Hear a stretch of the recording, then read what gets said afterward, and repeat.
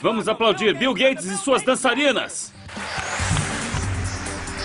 Ele começou como um adolescente tímido e obcecado por computadores e terminou como o homem mais rico do mundo. Ele nunca curtiu o estilo de vida dos ricos e famosos. Você sente que o dinheiro é quase um aborrecimento para ele. William Henry Gates III, a maioria o chama apenas de Bill Gates, construiu um império ao pensar de uma maneira completamente nova. Eu não tenho dúvida de que em 100 anos as pessoas vão falar dele como falam do Rockefeller, do Carnegie e de Ford, como uma pessoa que transformou uma era.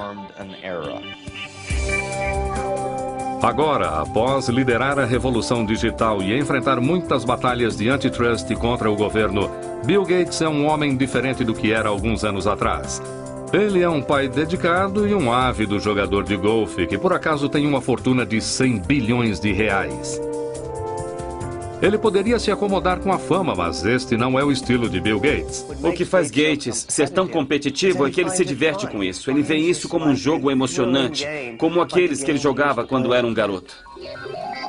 Ele é querido e respeitado, odiado e insultado, mas o que nem seus inimigos nem seus fãs podem negar é o impacto que Bill Gates causou na nossa era. Os valores que fizeram de Bill Gates um dos titãs do mercado do século XX vêm de suas raízes do Noroeste. O bisavô de Bill Gates, J.W. Maxwell, fundou o First National Bank em Seattle. Os Maxwells faziam bom uso de seus privilégios e de sua posição social, mas nunca ostentaram sua riqueza. O seu filho Willard, que também era banqueiro, e a sua esposa Adele, apaixonada por jogos de cartas, estavam entre os maiores líderes civis de Seattle. A sua única filha, Mary, era uma garota cheia de vida e muito inteligente, que se tornou uma líder estudantil na Universidade de Washington.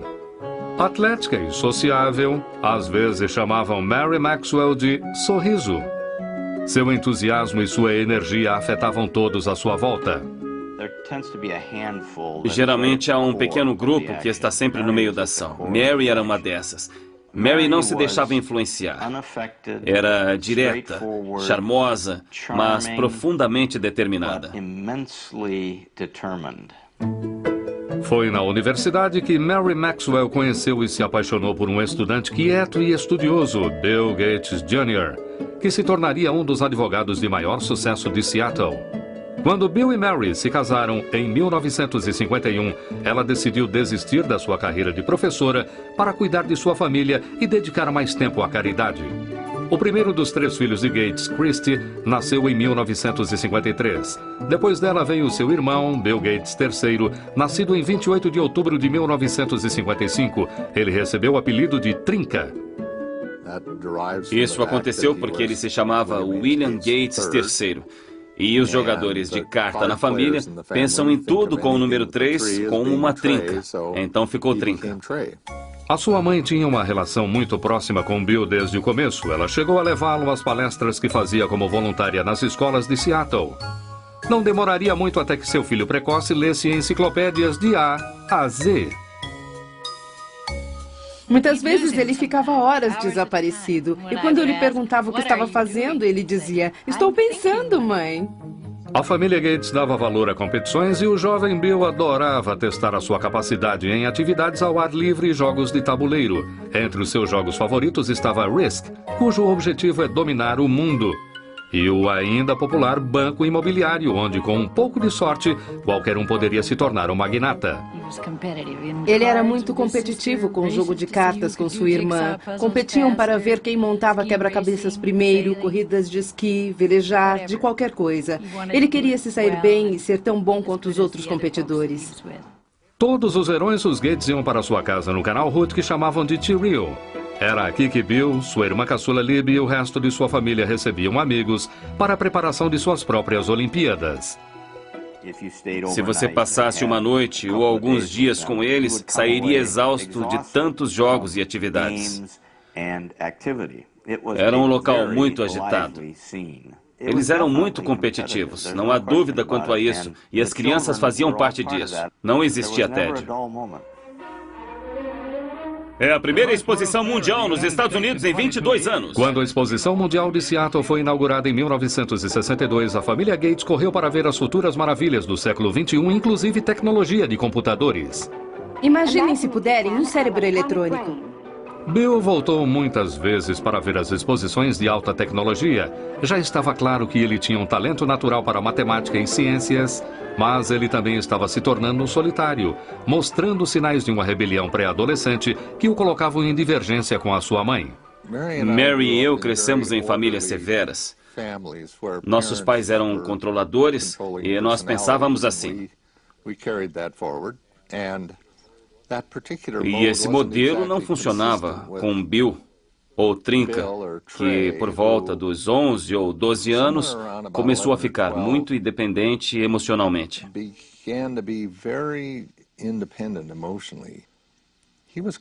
Ele queria decidir sozinho o que iria e não iria fazer. E isso foi muito difícil para nós, especialmente para Mary. Ele estava um pouco perdido. Ele estava inquieto na escola, não sabia exatamente como queria passar o seu tempo. É claro que era muito inteligente, um garoto brilhante, mas estava sem rumo. E ele fez aconselhamento naquela época e também mudou de escola. Apesar de acreditarem na educação pública, os pais de Bill acharam que ele encontraria mais rumo e disciplina em Lakeside, a melhor escola particular de Seattle. E ele começou a desabrochar em Lakeside. Ele era excelente em matemática, era ótimo em todas as matérias e era um incrível aluno de teatro. Ele se interessava pela leitura de todos os tipos de livros e coisas assim. E ele não era apenas voltado à matemática e à ciência, ele tinha interesses bem vastos. Quando Bill começou o ensino médio em 1969, o programa espacial americano estava no seu auge. Apollo 11 havia levado o homem à Lua em julho. A águia pousou. Mas os computadores que tornaram isso possível ainda eram gigantes eletrônicos que custavam bilhões de dólares e exigiam um exército de pessoas para manuseá-los. A maioria das escolas da época não poderia comprar um computador, mas Lakeside havia feito um negócio incrível que seria decisivo para Bill Gates.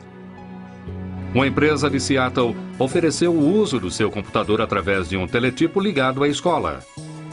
O jovem Gates ficou fascinado pelas possibilidades daquela máquina primitiva e começou a passar todo o seu tempo livre na sala do computador. A história que contam, e que é verdade, é que ele acordava no meio da noite e saía para mexer no computador. E depois voltava, e não percebíamos que ele tinha saído. Bill Gates dividia essa obsessão com seu amigo de escola Paul Allen, que não poderia ser mais diferente de Gates. Ele não era apenas 2 anos mais velho, mas também muito maior. Enquanto Allen era quieto e meditativo por natureza, Bill podia ser estridente e confrontador. Apesar disso, essa dupla estranha estava destinada a fazer história. Enquanto estudava na prestigiosa escola Lakeside, Bill Gates conheceu Paul Allen, um veterano que dividia sua obsessão por computadores. Eles ficaram amigos escrevendo código de software juntos e também eram competitivos, Paul Allen e Bill Gates. Às vezes eles brigavam. Em uma ocasião, Paul Allen expulsou Bill Gates, que era um pouco mais novo, do grupo que tinham para escrita de código de software. Mas depois percebeu que não conseguiria fazer sem ele e Gates disse: "Estou feliz por ter voltado, mas agora estou no comando." Em 1970, quando Bill tinha apenas 15 anos, ele e Paul Allen entraram no mercado juntos. Os dois garotos lucraram R$40 mil com o Traffic Data, um programa de computador que criaram para medir o volume de tráfego da cidade de Seattle. Apesar de Bill ter a vantagem do dinheiro de sua família, ele estava determinado desde o começo a fazer a sua própria fortuna. O pai de um dos amigos do Bill dizia que ele tinha um bom olfato para dinheiro. Mesmo quando era criança, ele sabia o valor de um contrato. Ele tinha até um contrato para usar a luva de beisebol de sua irmã mais velha, que estava assinado como um documento legal. No verão de 1972, aos 17 anos, Bill foi para Washington, D.C. para trabalhar como um mensageiro do Senado. Esse contato com políticos e governadores lhe seria útil no futuro. Quando voltou para casa, naquele outono, ele tirou licença da escola, quando ele e Paul Allen conseguiram seu primeiro trabalho para uma empresa de computadores. Eles começaram a falar em abrir a sua própria empresa, mas os Gates insistiam que seu filho terminasse o ensino médio e fizesse uma faculdade. A mãe dele se preocupava por ele não ser muito atirado socialmente. Bom, talvez ele fosse, mas ele tinha outras coisas em mente. E ele não era rude, não era grosseiro. Ele só seguia um caminho diferente. Mas sua genialidade tinha outros planos. Bill se formou em Lakeside em 1973 e seus pais receberam com orgulho a sua aceitação na Universidade de Harvard. Assim, ele deixou Seattle e foi para o leste, para Cambridge, em Massachusetts. Como calouro em Harvard, ele chegou a pensar em se preparar para uma carreira no direito, mas nenhum curso inspirava tanto a sua imaginação quanto seu trabalho com computadores. Bill era uma pessoa muito determinada a fazer aquilo que lhe interessava fazer. Aquilo que não lhe interessava muito, que normalmente incluía as suas matérias acadêmicas, ele tendia a levar adiante e passar apenas com talento. Eu lembro que havia um curso de introdução à literatura grega e, se me lembro bem, ele não havia feito nenhum trabalho dessa matéria o ano inteiro. Ele ficou acordado na noite anterior à prova, dormiu durante uma parte do exame e ainda assim tirou B. Não é muito surpreendente que Gates tenha dormido durante o exame. Entre as suas aulas e o tempo que passava no Centro de Informática de Harvard, ele parecia estar ligado 24 horas por dia. Ele sempre foi muito focado no que estava fazendo. Entrava no quarto, não se trocava e simplesmente deitava na cama, que, é claro, nunca estava arrumada, porque ele não tinha tempo para isso. Ele dormia com a porta aberta, todo vestido, deitava e dormia. E quando estava descansado, já estava de volta à ativa para o próximo passo. Bill descansou o suficiente para fazer grandes amizades em Harvard, mas a vida social não era sua prioridade. Ele namorava muito pouco, com níveis de sucesso variáveis. Entrevistei várias mulheres que haviam saído com o Bill e uma delas me disse que a primeira pergunta que ele fez foi: quantos pontos você fez no SAT? Não era exatamente o que uma jovem queria ouvir, mas era para ele, que havia feito 800 pontos só em matemática. Isso era um motivo de orgulho. E ele queria ter certeza de que quem estivesse saindo com ele também tivesse uma boa pontuação. Bill Gates realmente brilhava na matemática, mas, na verdade, quando ele descobriu que não era o melhor aluno de matemática de Harvard, ele desistiu de se tornar um matemático. Enquanto ele mantinha suas opções acadêmicas em aberto, ele adquiria novas habilidades fora da sala de aula. Ele passava boa parte do tempo jogando pinball, videogame e principalmente pôquer, que era algo que todos faziam muito na faculdade. Mas foi Paul Allen, um antigo colega de escola e sócio de Bill, que lhe deu o seu grande golpe de sorte. Allen havia se mudado de Seattle para Boston para trabalhar. Em dezembro de 1974, ele pegou uma revista para ler na praça de Harvard. A capa da Popular Electronics anunciava a chegada do primeiro microcomputador do mundo, o Altair 8800. Ele correu para mostrar a notícia a Bill. Gates e Allen souberam naquele dia que o computador pessoal chegou para ficar. Eles viram que aquilo teria muito poder e uma dinâmica incrível para a sociedade e reconheceram o momento. O Altair foi criado por uma pequena empresa em Albuquerque, no Novo México, não muito longe do antigo campo de teste atômico de Alamogordo. Ed Roberts, que comandava a empresa, procurava por alguém que criasse um software que rodasse no seu pequeno e exclusivo computador. Gates e Allen o convenceram de que poderiam fazer isso e trabalharam dia e noite no Centro de Informática de Harvard por 2 meses. Em fevereiro de 1975, Paul Allen foi a Albuquerque para testar o programa que ele e Gates haviam terminado. Quando carregou o Altair, com o que Bill Gates chamou de o código mais animal que eu já escrevi, ele funcionou. A importância daquele momento iria mudar Bill Gates e a indústria de softwares para sempre. No verão de 1975, Bill Gates, agora com 19 anos, e seu sócio Paul Allen fundaram a Microsoft.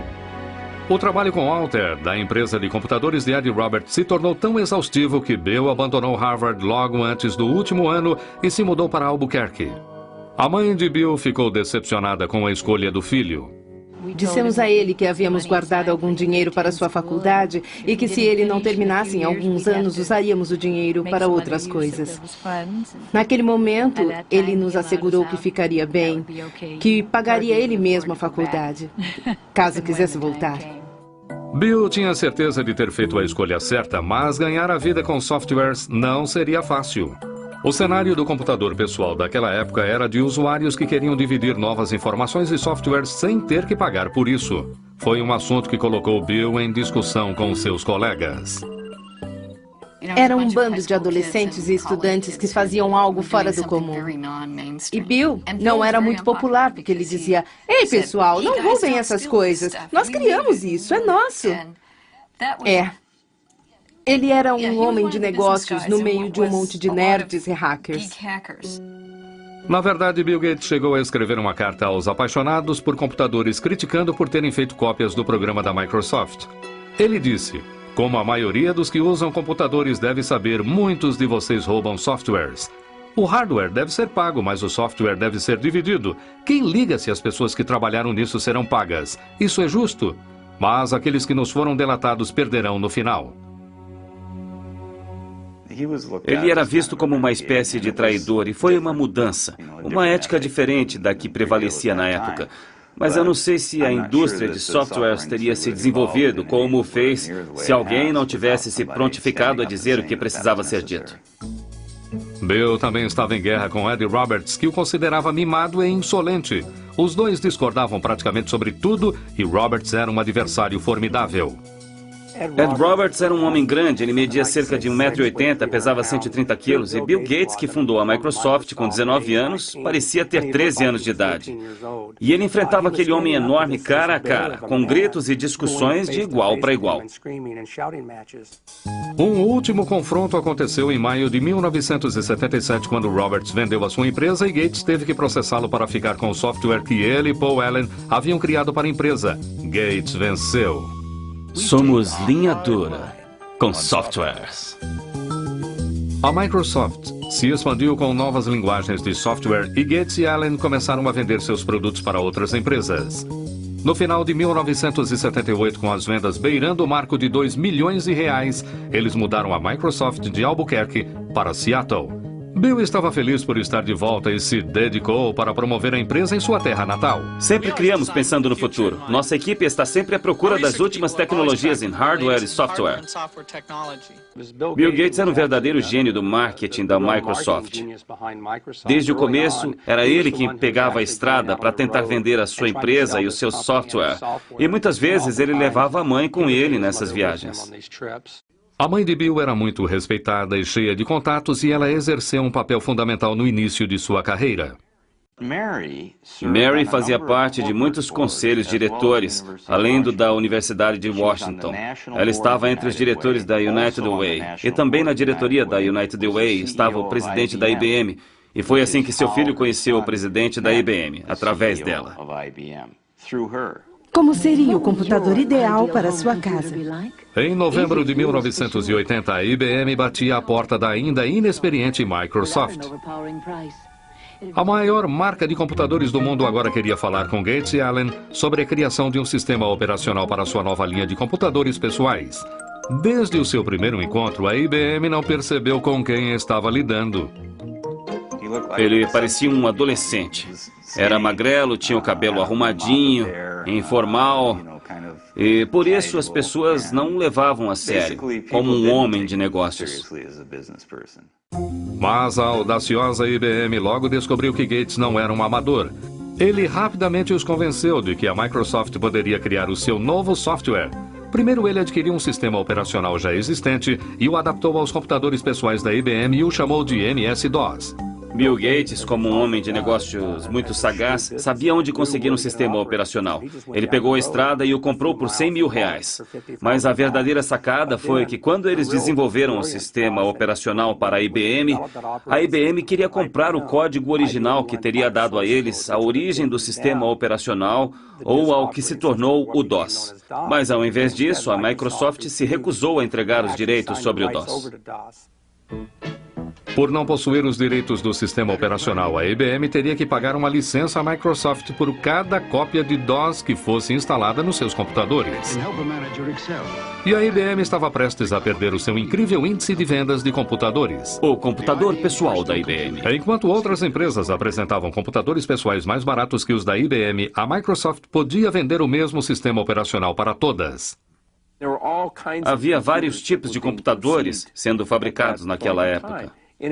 E eu não sabia quem iria vencer no mercado de hardwares. Mas a Microsoft tinha boas chances de vencer no mercado de softwares. Entre 1978 e 1981, o crescimento da Microsoft foi incrível. Os funcionários aumentaram de 13 para 128. Os lucros das vendas deslancharam de 8 milhões para 32 milhões de reais. Em 1983, 30% de todos os computadores pessoais do mundo funcionavam com o software da Microsoft. Mesmo assim, Bill Gates nunca tirou seus olhos do orçamento. Ele nunca voava na primeira classe, a não ser que fosse extremamente necessário. Era comum vê-lo na classe econômica com um cobertor sobre a cabeça, tentando dormir. Os seus pais lhe ensinaram muito bem, desde o começo, o valor do dinheiro e do trabalho pesado. E isso refletiu mais tarde na sua vida. Não apenas na maneira como comandava a sua vida pessoal, mas a Microsoft. O meu nome é Bill Gates, eu sou presidente da Microsoft. O começo dos anos 80 foi uma época excitante para essa indústria comandada em geral por pessoas com menos de 30 anos. A Microsoft começou a criar softwares para empresas inovadoras, como a Apple e o seu guru Steve Jobs. O seu computador e software Macintosh foram considerados por muitos como os mais geniais da indústria e como um marco para o futuro. Para se criar um novo padrão, é preciso de algo muito inovador e que capte a imaginação das pessoas. E o Macintosh, de todas as máquinas que eu já vi, é o único que alcança esse padrão. Mas logo, Microsoft e Apple travariam uma batalha sobre os direitos da próxima geração de softwares. Bill Gates também estava prestes a receber notícias que abalariam a Microsoft em sua base.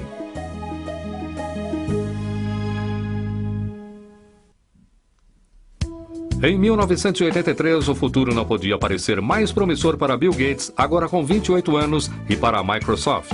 A indústria de computadores pessoais estava a mil e havia uma demanda crescente de softwares.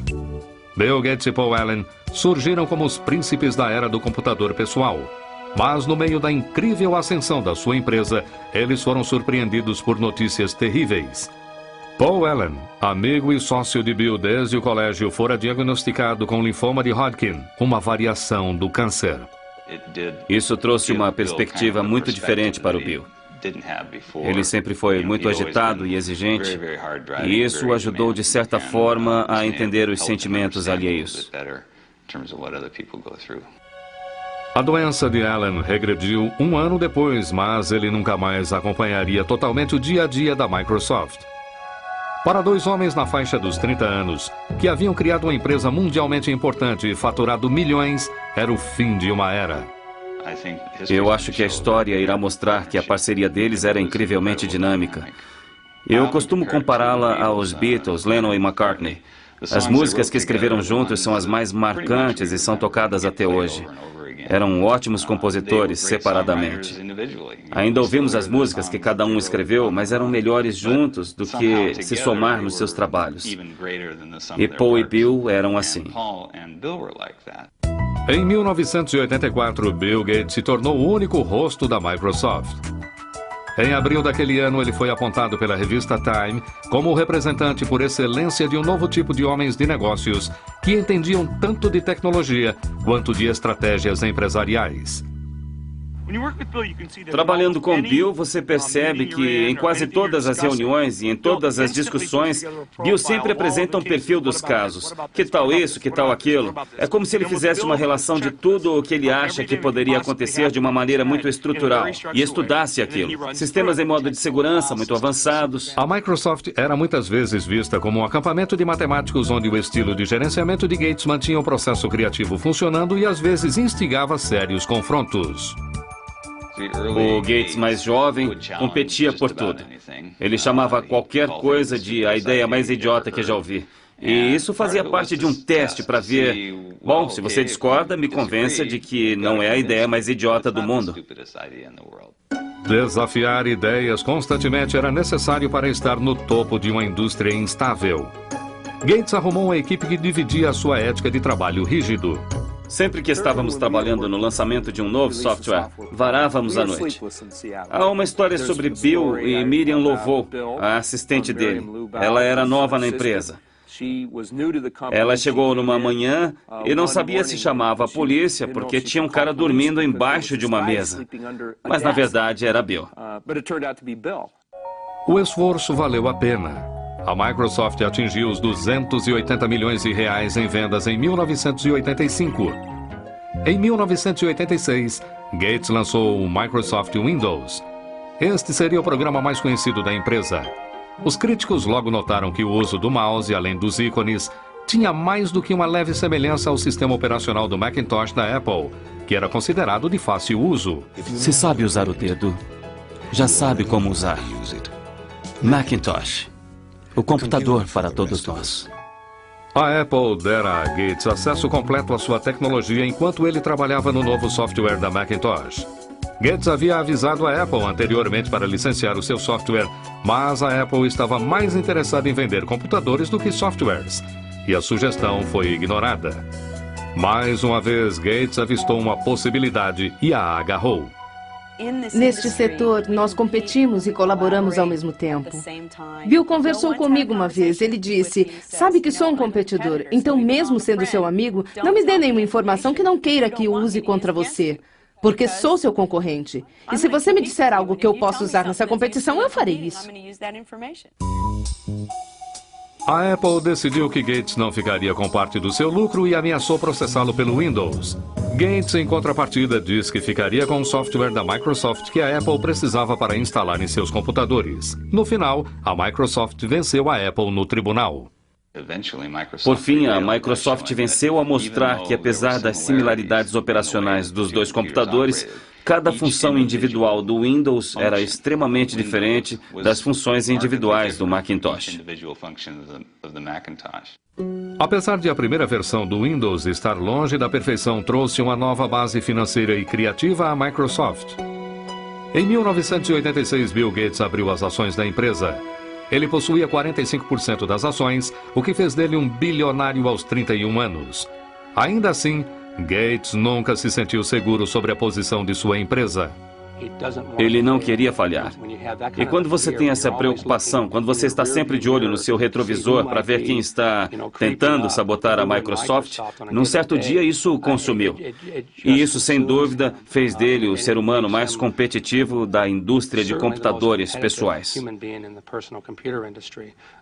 E ele é guiado por uma energia incandescente. Gates também ganhava a reputação de ser cruel e algumas forças poderosas começaram a se colocar contra ele.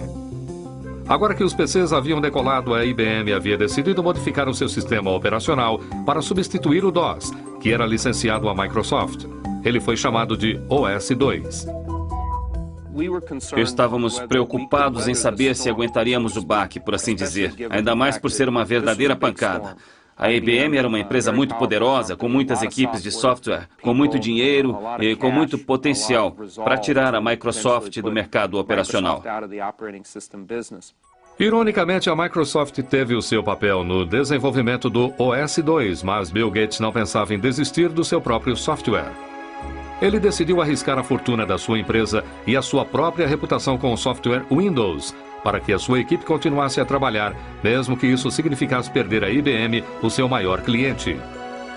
Em 22 de maio de 1990, a Microsoft lançou o Windows 3.0. Essa versão nova e aperfeiçoada logo se tornou campeã de vendas.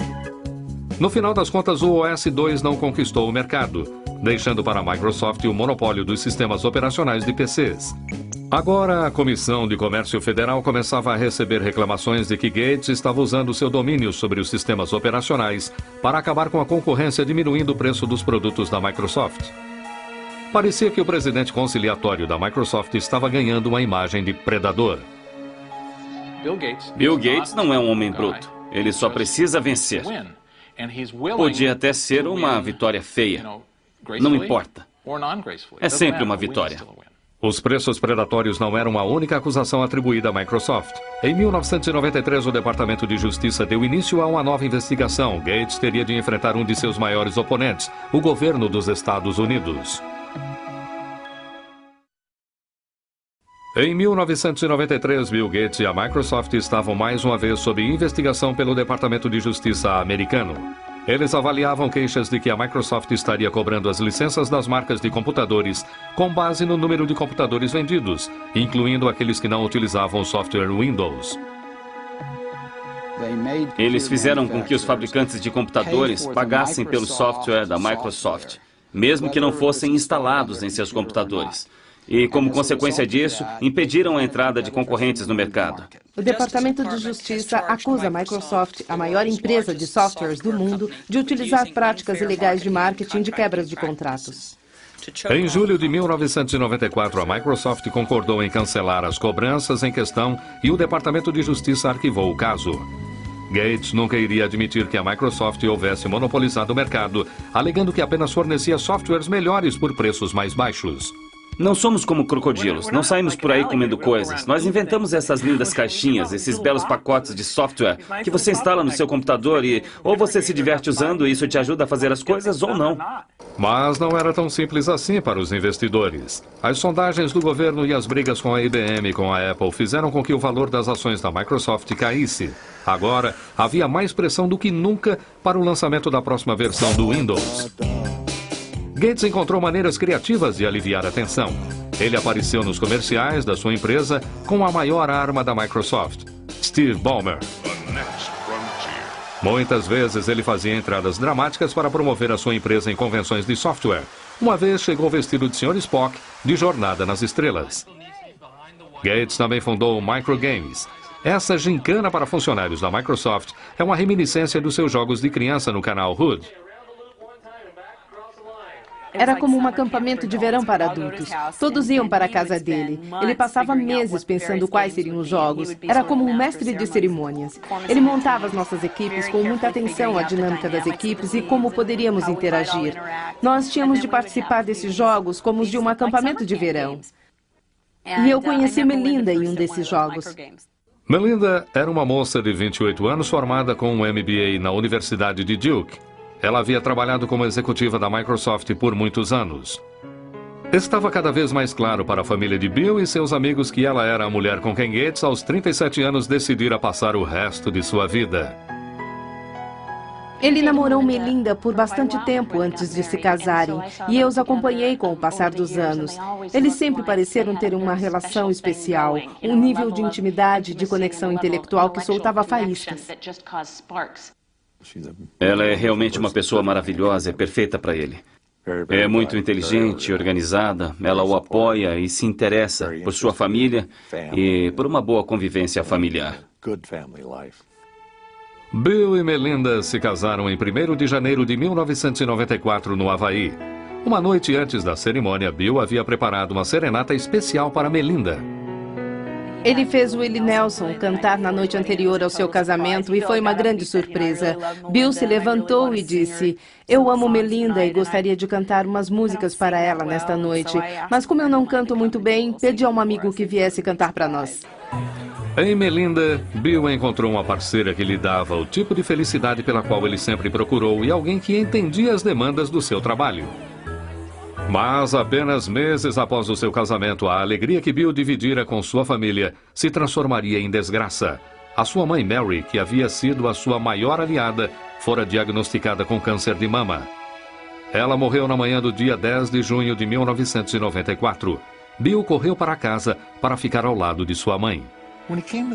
Quando ele chegou em casa naquela noite, ele havia sido parado pela polícia no caminho, porque estava correndo. E é claro, o policial o reconheceu. Não era a primeira vez que era parado por correr, aliás. E o guarda olhou para ele e perguntou o que estava acontecendo, porque ele disse: "Eu estava sentado e as lágrimas corriam pelo meu rosto." E o policial disse: "E então?" E ele disse para o policial: "Eu sinto muito, a minha mãe acabou de morrer."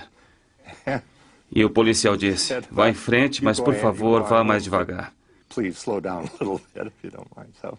Então ele foi profundamente afetado pela morte da mãe, como todos nós, é claro. Nos anos seguintes, Bill passou a dar continuidade ao trabalho de sua mãe de criar uma fundação filantrópica para desenvolver grandes projetos nas áreas de saúde e de educação. Mas nem mesmo toda a sua riqueza e poder o protegeriam da crise que ele e a Microsoft teriam pela frente. Em 1995, Bill Gates, agora com 39 anos, estava estabelecido em uma nova vida de homem casado. Com a sua esposa Melinda, ele tirou férias para explorar o mundo da África até a China. Parecia agora que Bill Gates realmente tinha tudo. Este é um homem tão bem sucedido que o seu chofer é Ross Perot, senhoras e senhores. Vamos aplaudir Bill Gates e suas dançarinas. 1995 também foi um ano de merchandising para a Microsoft. O Windows 95 foi apresentado ao som de trombetas. O apresentador do Tonight Show, Jay Leno, fez uma propaganda rasgada do novo software. O Windows 95 é tão simples que até um apresentador pode entender. Claramente, Gates ainda era o melhor vendedor da Microsoft, mas daqui para frente não seriam apenas negócios para o chefe. Em 26 de abril de 1996, Bill e Melinda deram boas-vindas à sua primeira criança, uma menina chamada Jennifer. Ele ama aquela garotinha. É algo lindo de se ver. É muito gratificante para um pai ver seu filho ter o mesmo sentimento pelos filhos dele, assim como eu sentia por ele e suas irmãs. Então, é muito gratificante. Um ano após o nascimento de sua filha, Bill mudou-se com sua família para uma casa dos sonhos de 108 milhões de reais. Além dos quartos, havia uma biblioteca que abrigava um caderno de Leonardo da Vinci, pelo qual Gates pagou mais de 60 milhões de reais. Apesar de a casa servir para muitas funções empresariais, para a família Gates era apenas o seu lar. É uma casa muito familiar e aconchegante. Eu me lembro da primeira vez em que fui até lá, depois de completamente terminada, andando pela casa e vendo motocas de brinquedo por toda parte e coisas assim. Não é uma casa antisséptica, onde você tem medo de tocar qualquer coisa ou de se sentar. Enquanto a vida pessoal de Bill Gates se completava, sua vida profissional ia se tornando frustrante. Em 1997, ele descobriu que estava muito atrasado no estrondoso mercado da internet. Uma empresa chamada Netscape estava dominando as vendas dos navegadores da internet, os softwares necessários para ter acesso aos sites. Gates, para diminuir essa diferença, decidiu incluir o Explorer, o seu navegador, em todas as cópias do Microsoft Windows. Muitos viram isso como uma jogada suja para eliminar o seu maior rival. Se a Microsoft optou por causar prejuízo à Netscape ou qualquer outro concorrente, então o consumidor não pode fazer uma escolha justa. E quando o consumidor não faz uma escolha justa, o mercado não funciona efetivamente. Em 1998, Gates foi chamado ao Senado, onde já havia trabalhado como mensageiro e sido acusado de gerenciar um monopólio ilegal. Eu espero que o meu testemunho ajude esta corte a solucionar este caso. Isso seria melhor para os consumidores e para a indústria. E é por isso que eu estou aqui. Obrigado. O Departamento de Justiça do presidente Bill Clinton, além de outros 19 estados, processaram a Microsoft por antitrust. Foi o maior processo dessa categoria que já existiu na história da indústria de computadores. A Microsoft tem o poder hoje de exercer um controle predatório e exclusivo sobre os meios que utilizamos para acessar a internet.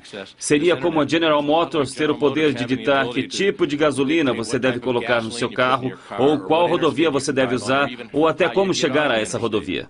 Em 2000, um juiz federal decidiu que a empresa deveria se dividir em duas. Após mais de 2 décadas de sucesso irrefreável, este foi um grande abalo para Bill Gates. O julgamento de antitrust afetou Bill Gates profundamente. Ele ficou muito sensibilizado com as acusações de que ele seria petulante, de que era arrogante, de que não respondia todas as perguntas com honestidade e de que estaria tentando dificultar o trabalho dos promotores. O processo antitrust durou 4 anos e custou milhões de dólares à Microsoft por honorários legais. Por fim, em 2002, o Departamento de Justiça, sob o comando do presidente George Bush, ofereceu à Microsoft um acordo favorável. Seria um momento de fúria para os detratores da Microsoft e um momento triunfante para Bill Gates e sua empresa. Durante o processo por antitrust, Bill Gates surpreendeu a todos ao deixar o cargo de presidente da Microsoft e se dividir entre a presidência e o cargo de arquiteto-chefe de softwares. A vaga de presidente ficou para o seu velho amigo de Harvard, Steve Ballmer. Eles eram velhos amigos e Gates realmente só queria ser o homem das ideias. Ele queria dar um passo para trás. E foi isso que ele fez. E isso funciona muito bem hoje. Foi difícil para ele abandonar a sua cria, mas ele se acostumou.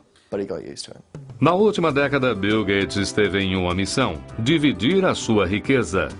Em 2000, ele abriu a Fundação Bill e Melinda Gates, que gasta centenas de milhões de reais todos os anos com computadores, vacinas e medicamentos para os mais necessitados. Os mundos dos ricos e dos pobres são muito separados. A conscientização da crise da AIDS e das intervenções efetivas que podem ser tomadas é muito defasada. Chegou a hora de mudarmos tudo isso.